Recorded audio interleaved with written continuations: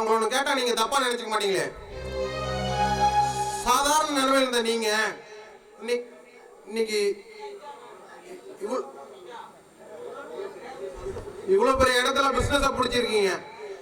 எப்படிப்பட்ட மனுஷங்களை உங்க உழைக்கல விளைவிச்சிருக்கீங்க. எப்படி சார் அது உங்களால மட்டும் ஜெயிக்க முடியுது?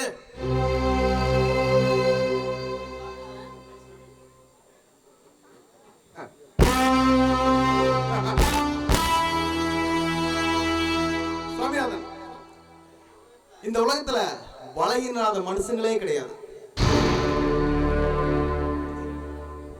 ஒவ்வொரு மனுஷங்கிட்ட இருக்கக்கூடிய பலகீனத்தை கண்டுபிடிச்சு அந்த பலகீனத்தை நமக்கு பாசிட்டிவ் ஆக்கிறதுல தான் நம்ம வெற்றியே அடங்கியிருக்கு. பொதுவா மனுஷங்கிட்ட 4 குணம். 1 பேராசக்காரங்க, இன்னொன்னு மூர்க்கத்தனமானவங்க, 3வது முட்டாள்தனங்க, 4வது புத்திசாலித்தனம். இந்த 4 விதத்துல ஏதோ ஒரு கேரக்டர் மனுஷன் கிட்ட நினைஞ்சிருக்கும். பேராசக்காரங்க கிட்ட பணத்தை காட்டி காரியத்தை சாதிக்கணும். மூர்க்கத்தனமானவங்க கிட்ட அடங்கி போய் பணிவா பேசி எதிர்த்து பேசாம காரியத்தை சாதிக்கணும். முட்டாள் கிட்ட புகழ்ந்து பேசியே காரியத்தை சாதிச்சிடலாம். புத்திசாலி கிட்ட மட்டும் உண்மையை பேசி மட்டும்தான் காரியத்தை சாதிக்கணும். சார், இந்த ரத்தனவேலும் சக்திகளும் எந்த ராகம் சார்? புத்திசாலித்தனம், மூர்க்கத்தனம், பேராசத்தனம் எல்லாமே அவங்க கிட்ட அடங்கி இருக்கு.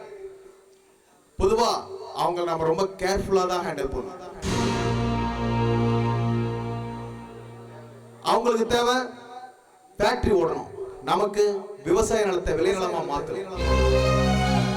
நமக்கு ஒரு காரியம் ஆகணும்னா அவங்களுக்கு ஒரு காரியத்தை செஞ்சு கொடுத்தாதான் நமக்கு எப்பவுமே நல்லது. சார், இதுதான் உங்க வெற்றிக்கான ரகசியமா? சுவாமிநாதன், ஒருத்தருக்கு வெற்றி அவ்வளவு ஈஸியா சாதாரணமா கிடைச்சா சுவாமி. அப்படி அவனுக்கு ஈஸியா வெற்றி கிடைக்கணும்னா 4 விஷயத்தை அவன் கிட்டவே அண்டவிடக்கூடாது.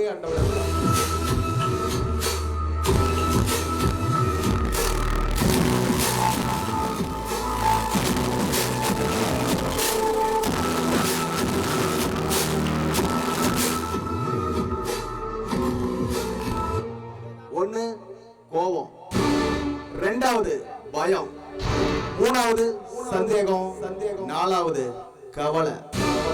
இந்த 4ஐ எவன் ஒருத்தன் தோற தூக்கிறானோ அவன் காலடியில வெற்றி மண்டிட்டு சரணடையும்.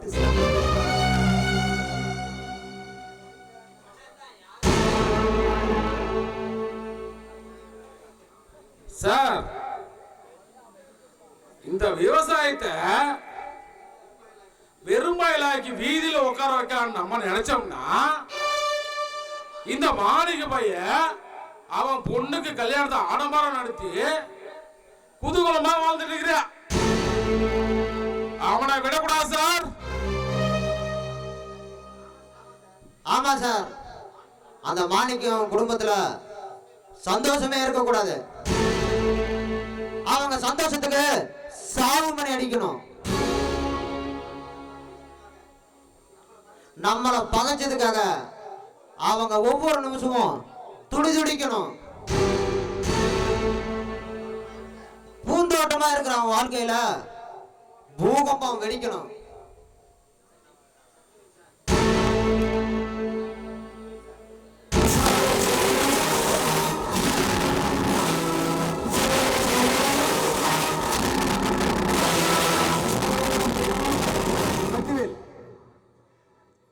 கத்தியை தீட்டி காரியத்தை சாதிக்கணும்னு நினைக்கிறீங்க நீங்க.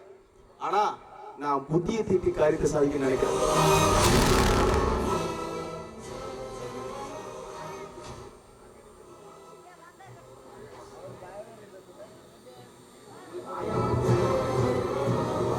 சக்திவேல், உங்களுக்கு பாட்டி வடை சுட்ட கதை தெரியும் நினைக்கிறேன். மறுபடியும் அதை என் தலைவர் செயலே சொல்றேன்.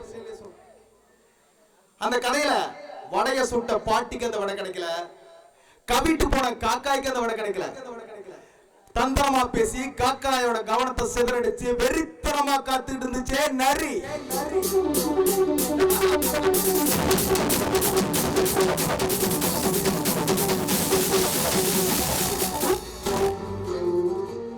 அந்த நரிதான் உண்மையாலேயே திறமசாலி. பொதுவா பறவையும் கிட்ட இருந்தையும் மிருகிட்ட இருந்தும் நாம நிறைய புத்திசாலித்தனத்தை கத்துக்க முடியும். சில பேரு மனுஷங்களை மிருகமேனு திட்டுவாங்க. அது எனக்கு எப்பவுமே பிடிக்காது. ஏன்னா மனுஷனை விட மிருகம் ரொம்ப பவர்ஃபுல்லானது.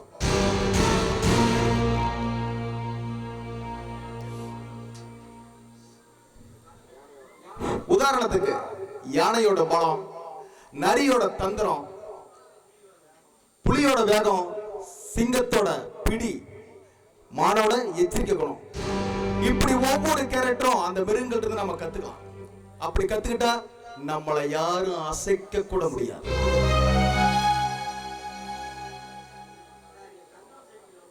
சார், நீங்க மந்திரஞ்சங்களோ சந்திரஞ்சங்களோ எனக்கு தெரியாது. ஆனா இந்த மாணிக்கத்தோட குடும்பம் நாசமா போகணும்.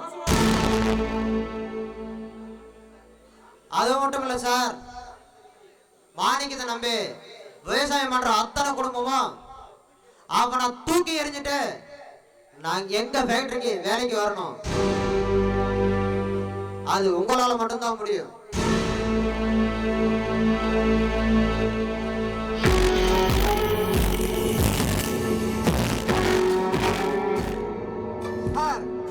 அவர் பேசுறது மட்டும் தான் சைலண்டா இருக்கும். அவர் எடுக்கிற முடிவு எல்லாமே வயலண்டா